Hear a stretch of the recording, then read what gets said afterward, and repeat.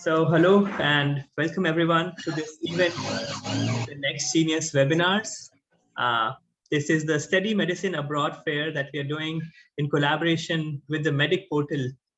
And first of all, thank you everyone for joining, and thank you Alessio for joining and for agreeing to do this session with us. About a little bit as we go forward, let me tell you a little bit about this event and about how everything is going to happen over the next couple of days.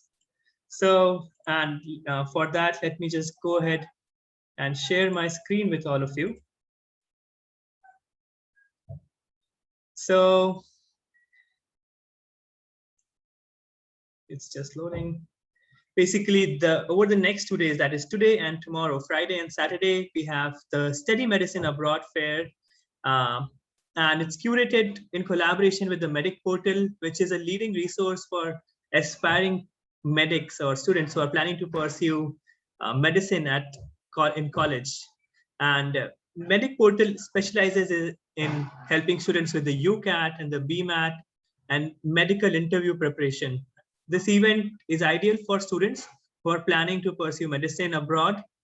Over the next 2 days, here's what the schedule is going to look like for you. So for the next couple of hours, actually, Alessio will be your presenter for the session, and he's going to share with us about the process of applying to the medical school. He's going to share with us about applying to colleges in UK, New Zealand, and Australia. He's also going to share with all of you about how to prepare for the UCAT and the BMAT exam, which are critical for entrance into some of the top schools across the world.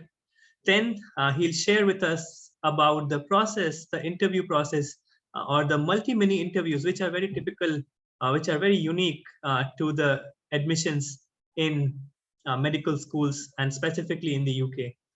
Following that, we'll have a speaker from the US. We'll have Ms. Patricia Hunt joining us from Juniata College in Pennsylvania. And she is going to take us through the pre-med track. That is how the pre-med programs work in the US. Following that, you will listen to student experiences. You'll listen to two students as they share their experience of studying the BS and MD program at Tulane University and bioinformatics program at Juniata College in Pennsylvania. Then on day 2, that is tomorrow, you will listen to 7 fantastic colleges from the UK, US, and Hungary. So you'll listen to University of Pest from Hungary. That's the first session tomorrow. Following that, you'll listen to the University of Buckingham Medical School. That will be followed by Swansea University. Then you'll have UCLan, that is University of Central Lancashire Medical School, St. James School of Medicine, Brunel Medical School, and finally Juniata College in Pennsylvania. So that's how your schedule for the next couple of days is going to look like. And before we get going, let me just quickly share with you a couple of resources that we have with us for all of you students. Resource number 1 is our Instagram account, where we have some very fantastic resources for you, where we have some great content for you to help you with your college and admissions. And in the chat, you will see the link for our Instagram account.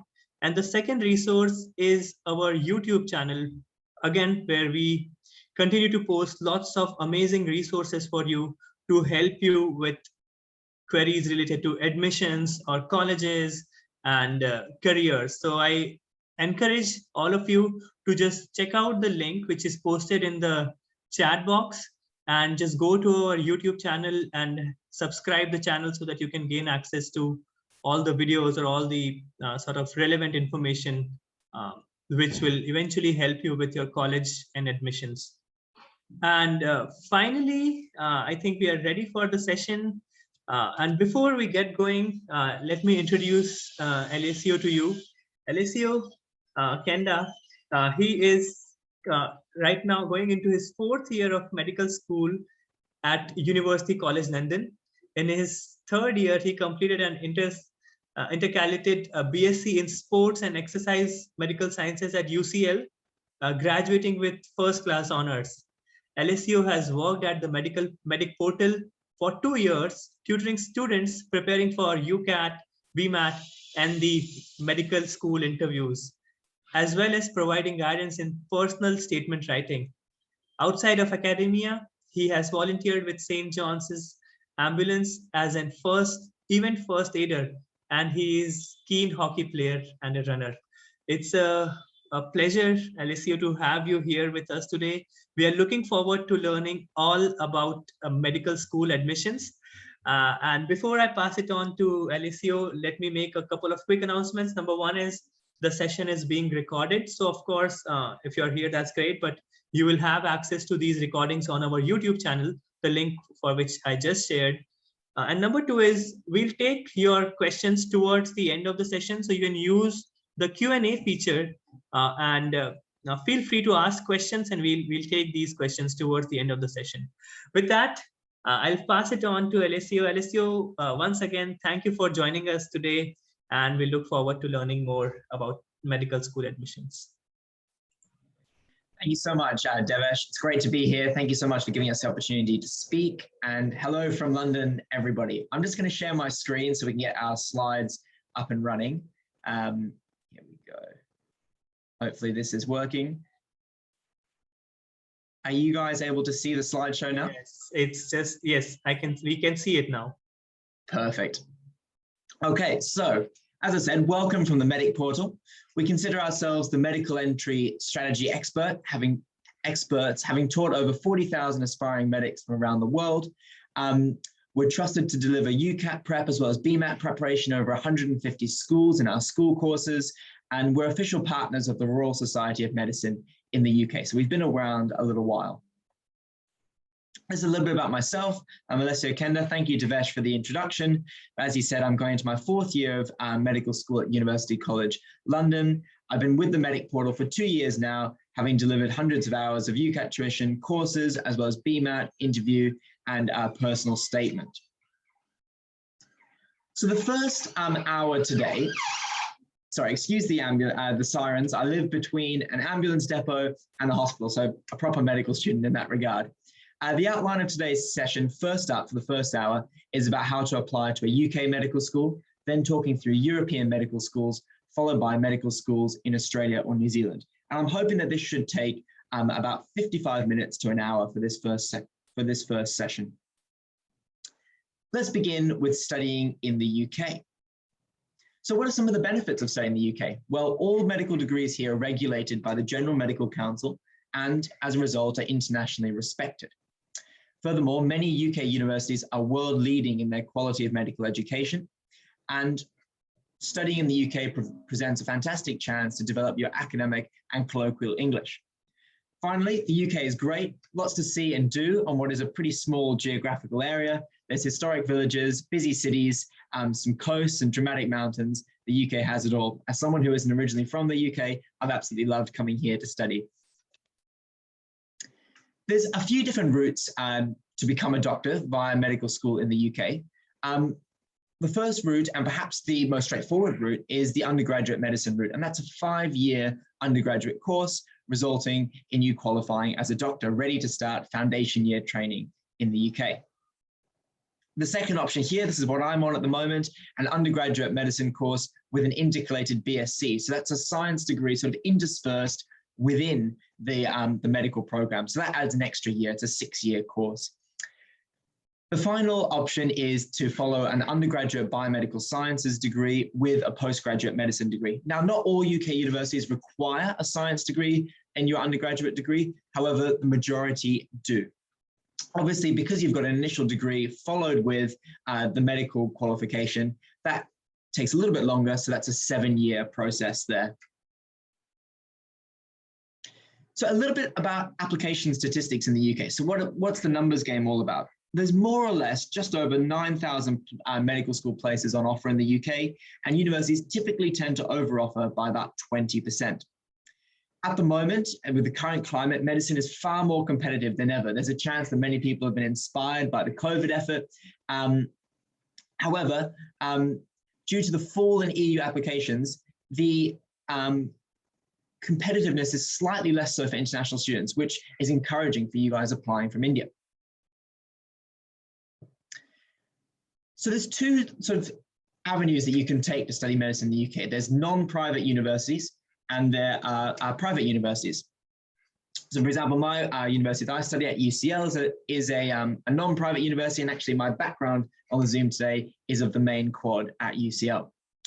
Now, the process for a non-private university is to first of all register with UCAS. So this is the central application portal. There is a registration fee, and the deadline for submitting your medical application is the 15th of October, the year before entry. So for instance, for the current cycle, if you are hoping to gain entry to start next September for 2022 entry, you would need to submit your application by 15th of October, 2021. Medical school courses start late September to early October, and through UCAS on these non-private universities, you can apply to 4 different medical schools and their courses. And then the 5th application that you're allowed to make, you cannot apply to 5 medical schools. So the 5th application is a non-medical course. So lots of students choose to do biomedical sciences, maybe an anatomy course, a biology course, etc. Now, UK medical schools do vary as to which non-UK qualification they will accept. So the best place to look here is to check the individual university websites or even give them a call and just ask about your specific circumstance. Furthermore, online, the UK National Recognition Information Centre can help with comparing UK to international qualifications. There is also an English language requirement to study in the UK, and many medical schools will expect you to take the IELTS test, and that's the International English Language Testing System. General and academic are the 2 versions of this test, and most medical schools do require a minimum score in the academic component as part of the entry requirements. This is purely because the course is taught in English, and you'll also start to interact with your patients in English. So it's important to have a sufficient level of English language. Now, a crux of studying in the UK and a crux of the application are the aptitude tests. So these are the UCAT and the BMAT test. And I'm going to go into a little bit more information about the UCAT and BMAT when we do a sort of 45-minute whistle-stop tour through starting to prepare for these tests. Now, all undergraduate medical programs for non-private universities in the UK use either one of the UCAT or the BMAT test. Great news for you guys that there are testing centres around the world, so do check what aptitude tests are available near you, or work out what the best way to travel to the nearest centre is. COVID has obviously brought about a change into how these aptitude tests are developed, and sitting online has been an option during the pandemic and may continue to be an option in future years. A really great resource that we have on our website at the Medic Portal is a comparison tool for medical schools and explaining how they use the UCAT and the BMAT test, as well as simply which aptitude tests they require. So I would strongly recommend looking at that tool. Okay, in terms of fees for studying in the UK, unless you're ordinarily resident in the UK, so this means that you would have been settled in the UK for at least through the 3 years prior to beginning your studies, you would be counted as an overseas student. Now, a really important question that we get asked about quite a lot is what the deal is with having a UK passport. Now, simply holding a passport if you live abroad does not mean that you are not an overseas student if you have not lived in the UK for 3 years. Now, fees for overseas students vary by institution, but there may be scholarships or bursaries available. A good resource to look at if you're interested in finding out how funding works could be to visit the British Council website. A little bit more on the financial support available. Now, there's lots of scholarships and bursaries available for international students, and many of these are actually listed on the UCAS website. So if you remember, UCAS is that central portal for the non-private universities in the UK. Now, the majority of scholarships are available for postgraduate or research students, but there are, of course, some available as well for undergraduate study. Funding opportunities are also listed on internationalscholarships.com and the British Council, as I've mentioned already, as well as what is already present on UCAS. Now, another important piece of admin in advance of studying in the UK is, of course, the student visa. So you will need a student visa in order to study in the UK. It's typically called a Tier 4 visa. And to apply, you have to have an offer of study, the required level of English, and to demonstrate you have the finances for your tuition. Application can be 6 months before the start of your course, and it typically costs around £348. Okay. And importantly, you will also need to pay an immigration health surcharge on top of the visa. Now, this is a recurring theme, And you also need to pay these health surcharges in Australia, for example, as well as in Europe. So we've discussed the non-private universities. However, the UK also has some private universities. And these include UCLan, the University of Buckingham, and Brunel University. A couple of these universities, I believe, will be speaking in other sessions of this webinar series. Now, interestingly, for the private universities, there's no need to apply through UCAS. So essentially, we can consider these as extra applications. You're crazy not to take advantage of these opportunities because UK students can only make 4 applications. International students, meanwhile, can make up to 7, okay? Because we can add on these private universities. Now, again, entry requirements vary based on universities, and you may not need to sit the UCAT or the BMAT, but most of these private universities do still require a medical interview. Fees-wise, they're comparable to other medical courses as international students. Now, some other considerations when it comes to studying in the UK. The UCAS portal will require a personal statement. However, unlike in some other countries, these cannot be tailored to different medical schools. So you simply submit one personal statement, and that's seen by all 4 medical schools that you apply to via UCAS. So the important consideration here is to make sure that your personal statement is general enough to appeal to all medical schools with a little bit of a wow factor to appeal to your top choice university. Like all portions of the application, different factors are used differently by the university. So some universities rely heavily on an aptitude test. Some universities like to wait to use the personal statement, and different universities, of course, will have different policies. So it's important to have a look at the university websites and get a feel for what they require in their application. Our medical school comparison tool on the Medic Portal website provides a great opportunity to do this. Furthermore, particularly when it comes to the personal statement and interview, it's important that you reference some work experience, and it's a crucial part of applying to study in the UK. Now, of course, universities will understand that at the moment with the pandemic, it's harder for an international student to gain good work experience in a clinical setting. However, they will take on board any work experience that you may have, and there's lots of opportunities to do some online work experience at the moment, which is quite an innovative way of achieving this end. Okay. So we've gone through a brief overview now of what the application process might look like to study in the UK, be that at a non-private university or a private university. And what I'm going to do now is I'm just going to break down a case study of the University of Buckingham. And this is one of the private universities in the UK.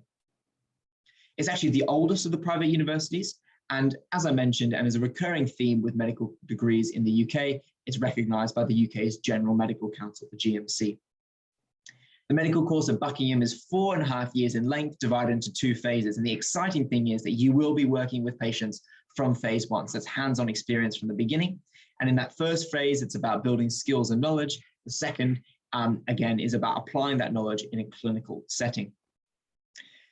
In terms of location, Buckingham's a short bus ride from the history city of Oxford.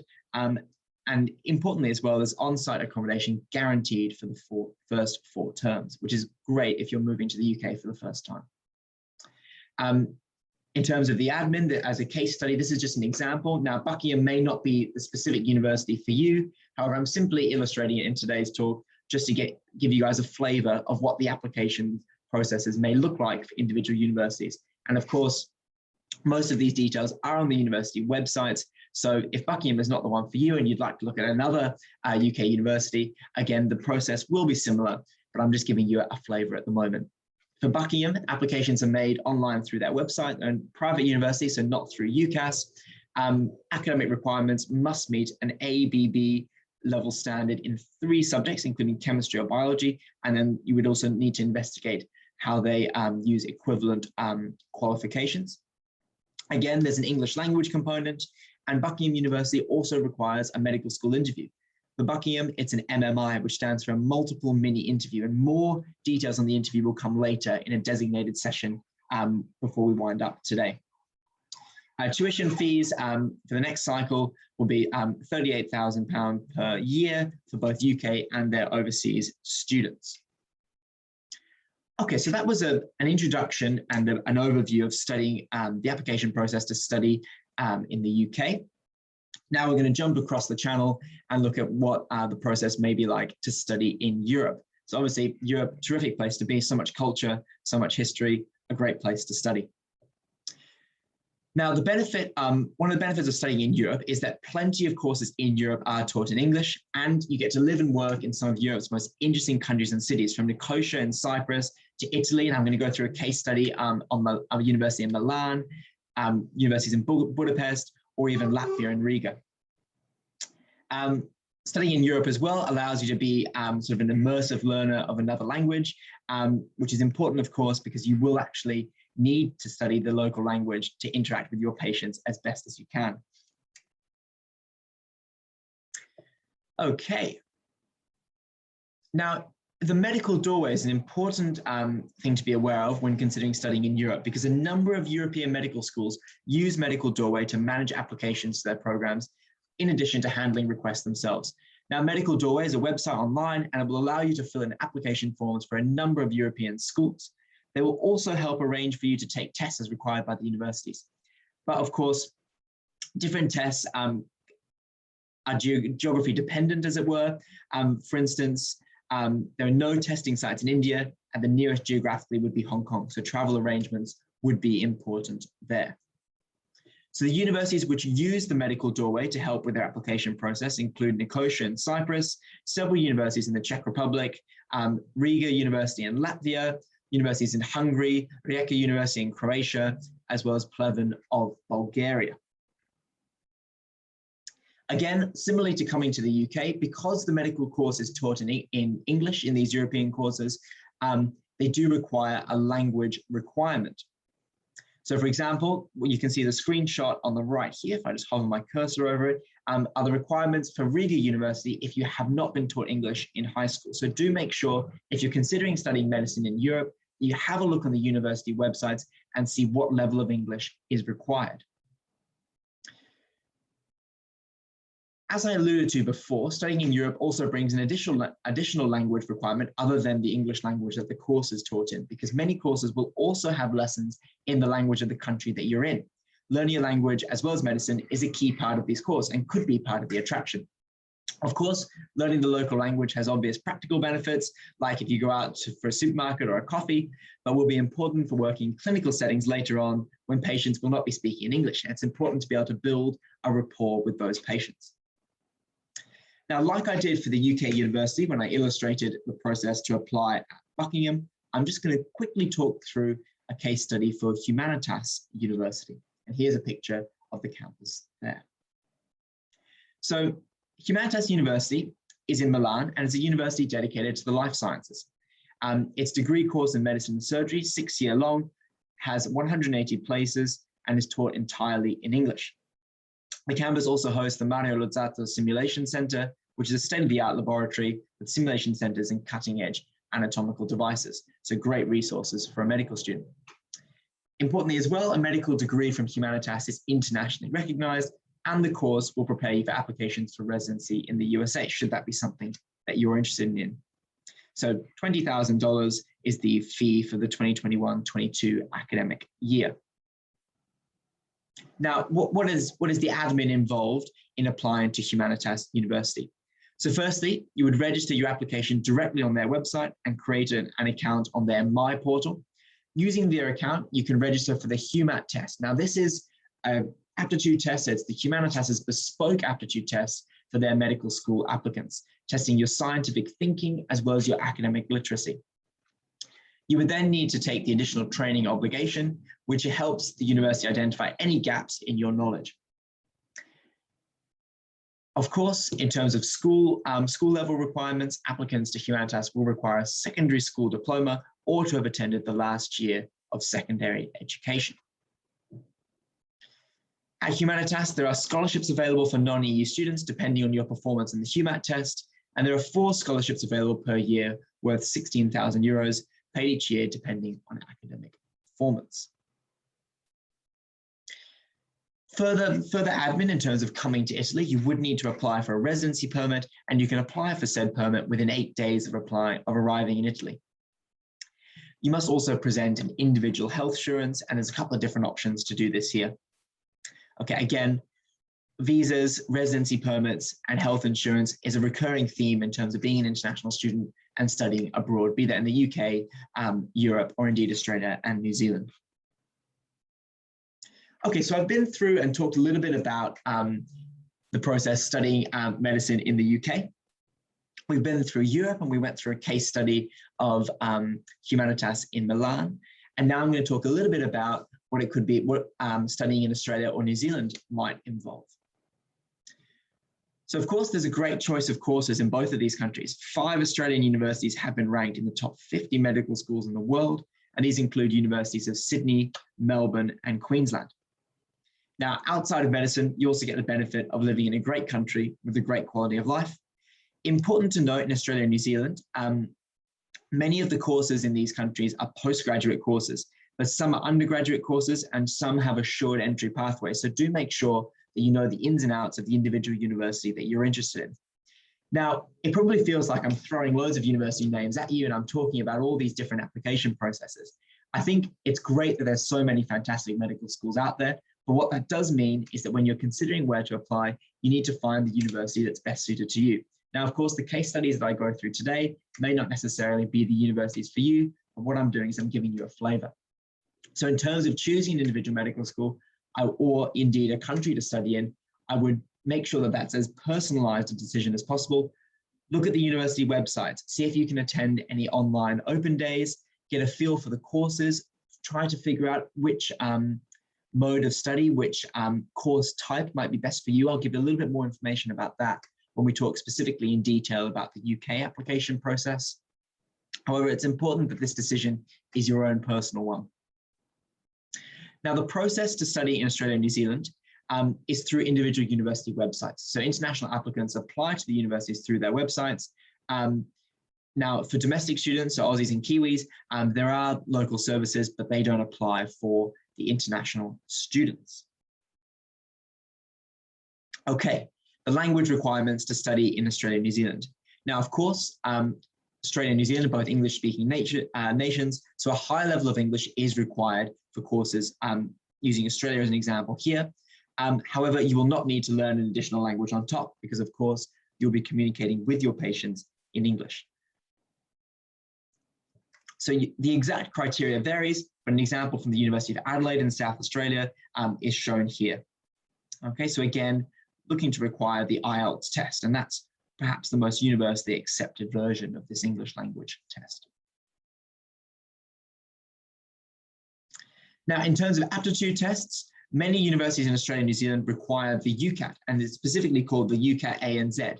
But the UCAT ANZ, Australia and New Zealand, is the exact same test as the UCAT used by UK medical schools. So later on today, when we have our introduction to studying for the UCAT and BMAT test, although I'll explain that in a UK setting, the information is transferable to the UCAT ANZ. Now, many Australian and New Zealand medical schools require students to sit this test before making an application.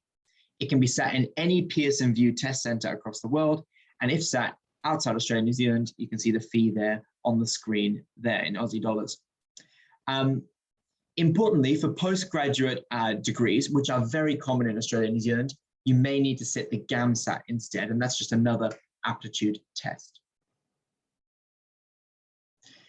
So you can see on screen here is a list of universities that use the UCAT Australia and New Zealand, and that covers most states and territories across the two countries. So we've got the University of Adelaide, Central Queensland University, Charles Sturt, Curtin University, Western Australia, Flinders University, Monash in Victoria, the University of New South Wales, Uni of Queensland, Tasmania, University of Auckland in New Zealand, University of Otago also in New Zealand, University of Newcastle in Australia near Sydney, and the University of Western Australia, and that one's in Perth.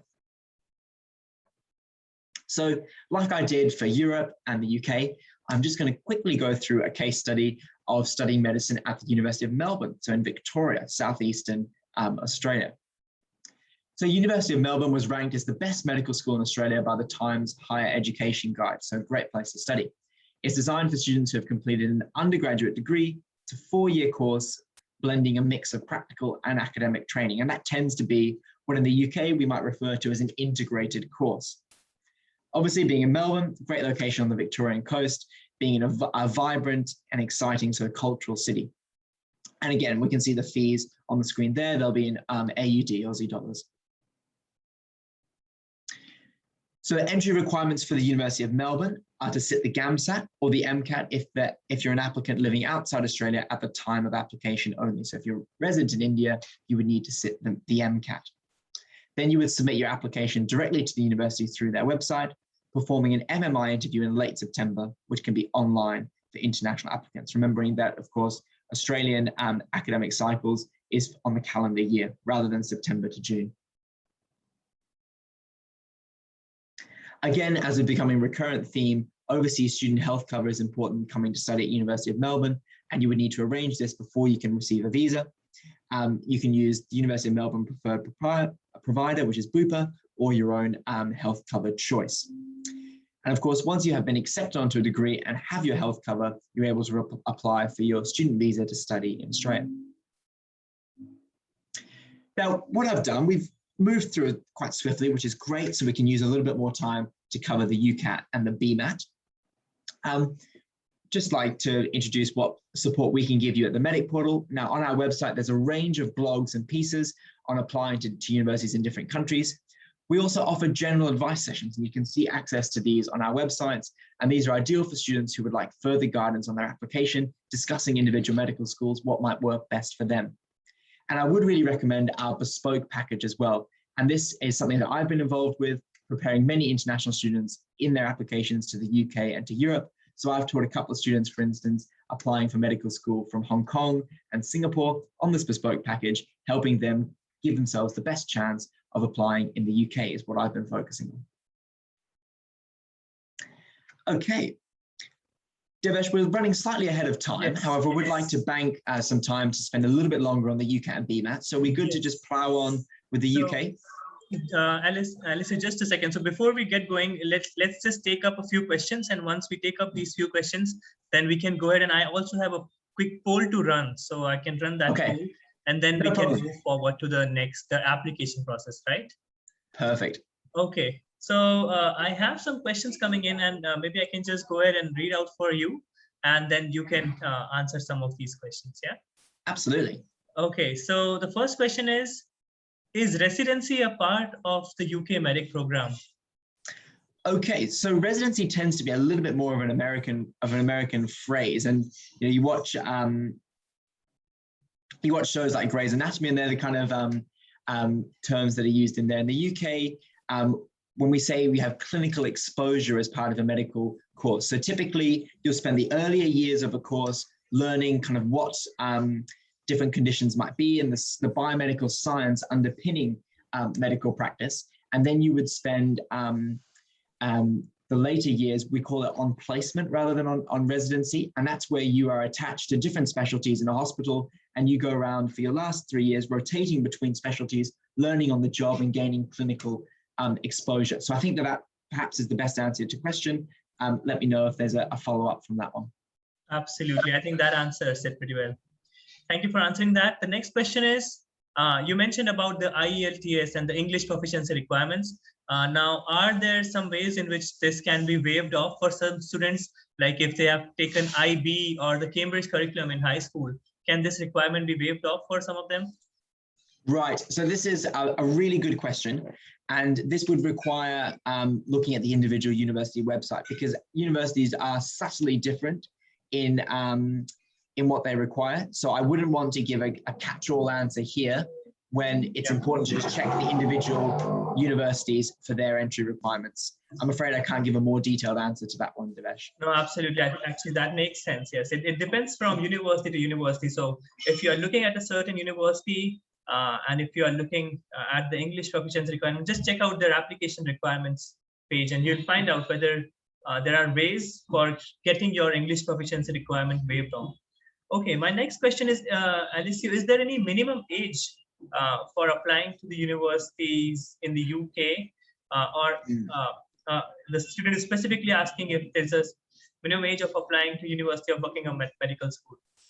Okay, again, different universities will have different requirements. However, a general rule here is that you would need to be 18 to start a medical program. And this is different from perhaps other university courses. However, due to the patient contact and experience in the anatomy lab, for instance, generally medical schools will require you to be 18 years of age to begin.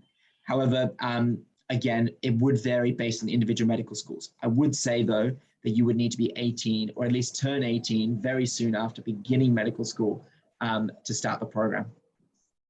Fantastic. Alessio, can you shed some light on the cost of studying medicine in the UK? So it's very similar to what I indicated for Buckingham University. And again, individual medical schools are subtly different in the cost, ballpark of around sort of £30,000 per year as an international student. Okay. However, again, this is detailed on the individual university's websites. Okay, we have one question on the difference between UCAT and BMAT, and that is a question I think let's take up in the test in the test section. Yeah. Yes, let's do that. Let's do that then. Okay. A parent is asking, can my child do an undergraduate course after completing IBDP? That's the International Baccalaureate in Australia. I would imagine so, but again, you would need to look at the individual university's admission requirements. However, the IB tends to be fairly well recognized, so I would be optimistic on that one. Okay. Yes, that's an interesting question here. Does the same personal statement goes to the university where we are applying for non-medical courses as well? Yeah, that's a great question, and thanks so much for raising it. It's a great one to discuss. So in the UK, when you're applying through UCAS to the non-private universities, as I said, you have 5 application slots. So 4 of those can be used for medical school. So you have 4 medical school application slots, and then the extra one can be used as a 5th choice. So that's typically going to be a biomedical sciences degree, so something non-medical. And because it's the same UCAS portal and the same personal statement that goes to all of your universities, yes, the non-medical course option does receive that personal statement. However, applying for a course like biomedical sciences or similarly some allied science degrees to medicine, these universities will be very used to receiving medical personal statements, and they would encourage applicants who are initially thinking medical school to also apply to these courses because they know that they're going to be academically capable and keen to be involved in the material. So this is something not to be alarmed by, and it's something that these universities tend to be quite used to. Fantastic. Can you take us back to that one slide where you mentioned the years, like the duration of the program? It was in the very beginning. Yes. The different kinds of 3 tracks. Yes. So perhaps let me take you. I can indeed take you back. What I'll do is I'll go to.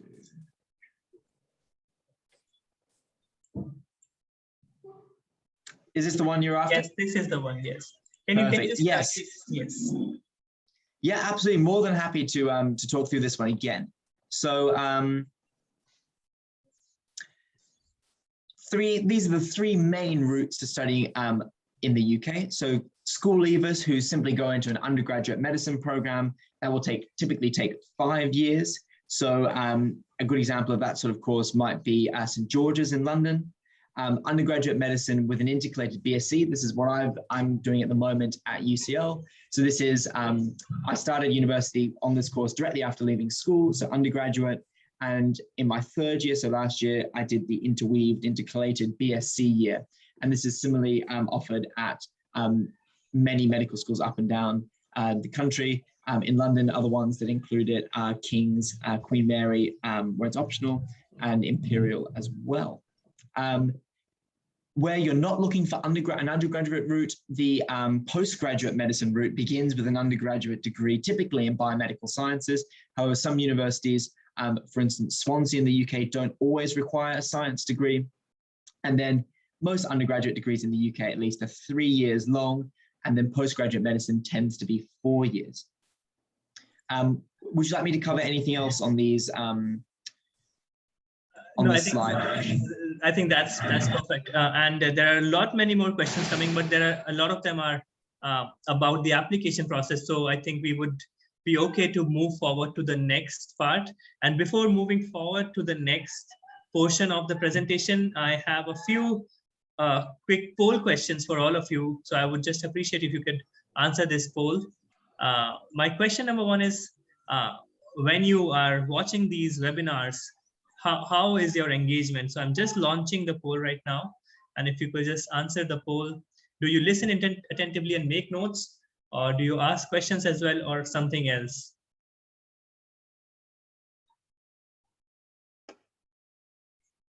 Okay.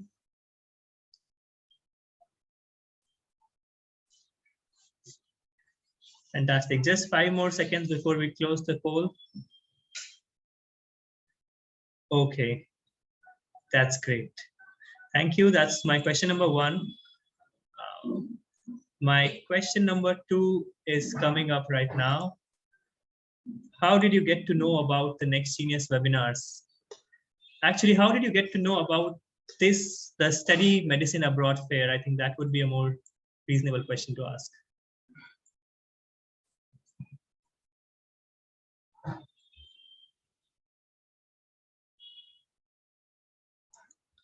Okay, I can see a lot of you have already answered. I'll just wait another 5 seconds before I close this poll. Okay, just sharing the results with all of you. So majority of you got to know about it through your counselor or your teacher. Fantastic. My third question is coming up, and that is, which of these online platforms do you use most frequently? And you can mark multiple answers. So mark all of these which is relevant for you.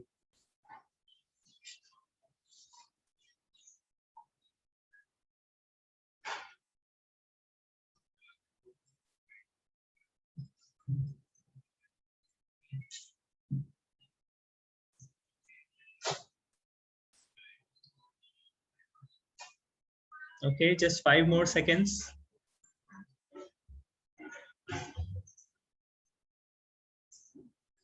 Okay, thank you so much. And it's evident that a lot of you are there on WhatsApp. Thank you so much. And that brings me to my final question. And that is, where would you like to pursue your undergraduate medical or medicine studies? And here is it.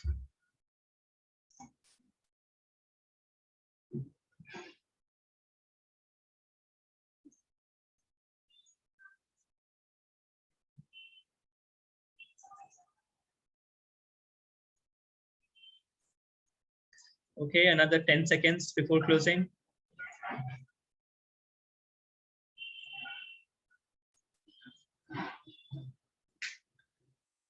All right. So it's US or UK, that's number one. And then some of you would like to study that in Europe. Wonderful. Thank you so much for answering all these questions. It was a pleasure to know more about your preferences. And with that, we're coming towards the end of the first part of this fair. Thank you so much, Alessio, for sharing this. We would stop the recording now for this session, and we'll resume the recording in a couple of minutes. So thank you so much for this first part.